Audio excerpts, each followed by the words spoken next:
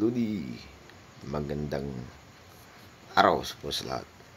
So, in this video, i-illustrate ko po yung different reaction features ng polygraph examination. So, drawing. Okay. Reaction features. So, wala pa kasi akong nakita ng mga post about reaction features ng polygraph examination. So in this video, I will illustrate yung mga different reaction features ng polygraph examination. So polygraph examination. Polygraph interpretation to Polygraph. So sa respiratory features, tika muna. Uy, ano ba to? I-erase ko muna to Erase ko muna. So ito yung mga polygraph reaction features. Okay. Sa respiratory tayo. Dito tayo sa respiratory.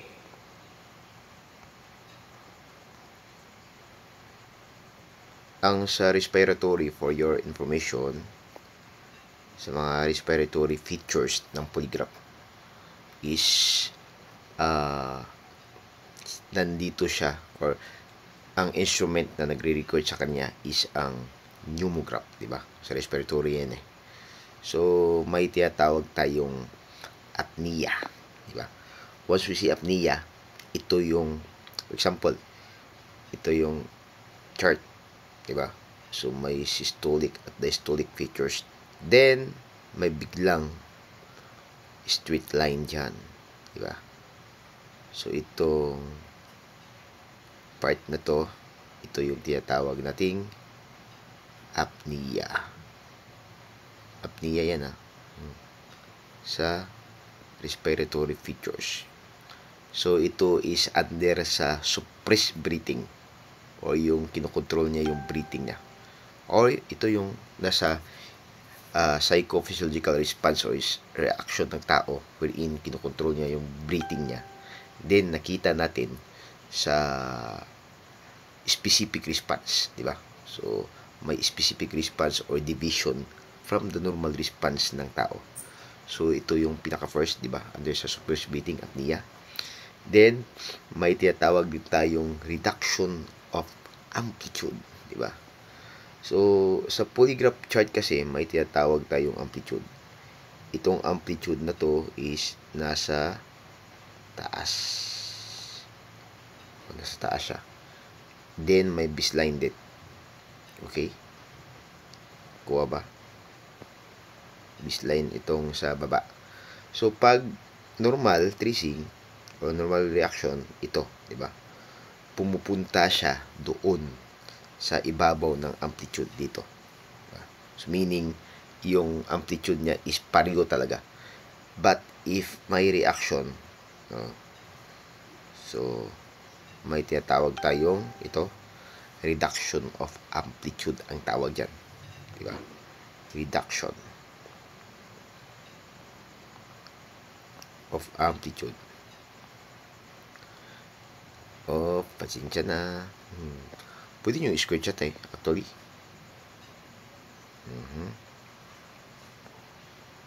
Reduction of amplitude siya. So meaning hindi siya pumunta doon sa pinakataas na amplitude. Diba? Kasi ito ito na area is amplitude, diba? Yan amplitude yan.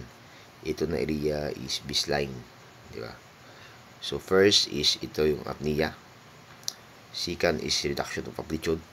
Ikatatlo pala, so may tinatawag tayong increase in baseline. So if ang reduction of amplitude na reduce siya, hindi siya pumunta doon sa pinakamataas na amplitude, ang increase in baseline is hindi siya pumunta doon sa baseline. For example, dito tayo. Example, ito, tingnan nyo. Uy, bakit hindi? Uy, dito. Yan, di ba?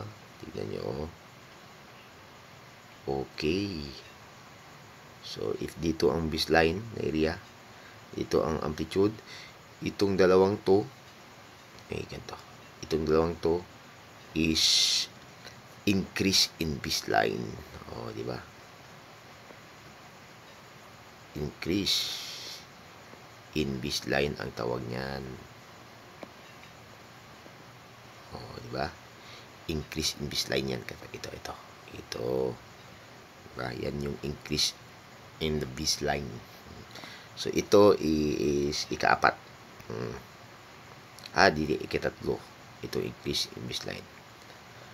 So, yan yung ikatatlo sa reaction features ng respiratory na nire-record ni pneumogram. Dito naman tayo sa ikaapat. Apat lang to sa respiratory features. May tinatawag tayong slowing. So, usually, definite ang shape ng yung tracing sa reaction features o yung sa tracing ng polygraph chart o ng polygram.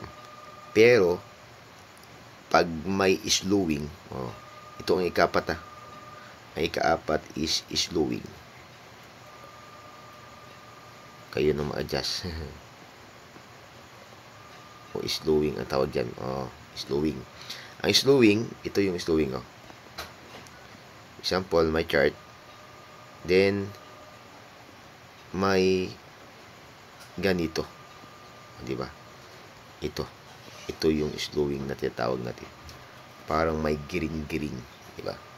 So, ito yung apat na reaction features ng tinatawag nating respiratory features under sa pneumogram. Diba? So, sa respiratory, dapat present of 3 itong respiratory, itong apat na to. Diba? So, dapat sa chart, for example, dito ang chart. Tingnan natin dito. Dapat may preset of 3 na makikita natin sa onset response, diba? After the onset response. So, may presence of tatlo, at least 3. Example, ito yung onset response, diba? Onset response yan. Then, 5 to 10 seconds dito. 5 to 10 seconds. So, dapat makita natin yung onset, yung reaction features. At least tatlo. Example to Uy, may apnea. Hindi apnea. May slowing.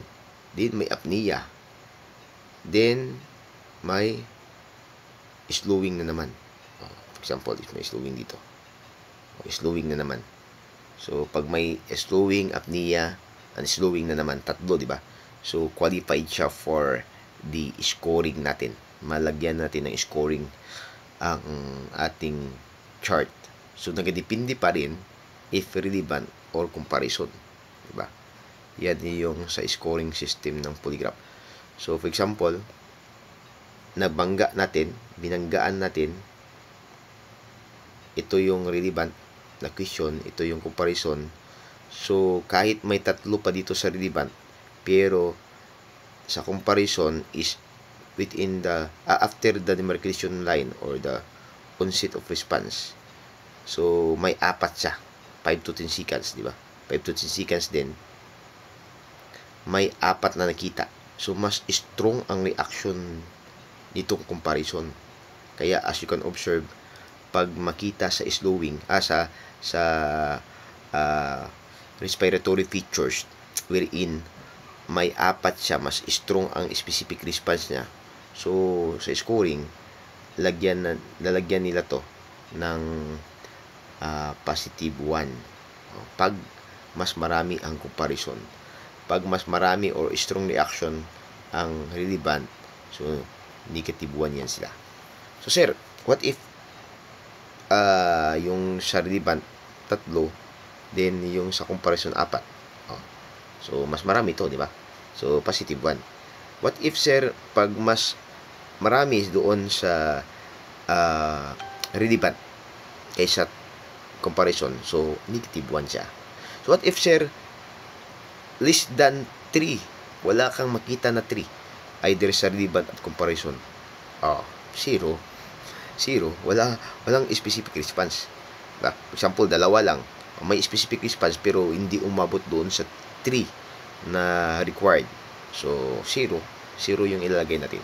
So, this is the reaction features ng respiratory or yung nire-record niya is yung breathing or respiratory sa thoracic at sa abdominal breathing. So, ang responsible na mag-record nito is yung sa instrument na pneumograph. So, thank you for listening. So, mag-upload naman ako ng ibang video about different, tapos naman tayo sa respiratory, diba, sa pneumograph. O doon na tayo sa cardiopneumograph at galvanograph. So, another video na naman kasi hindi maigo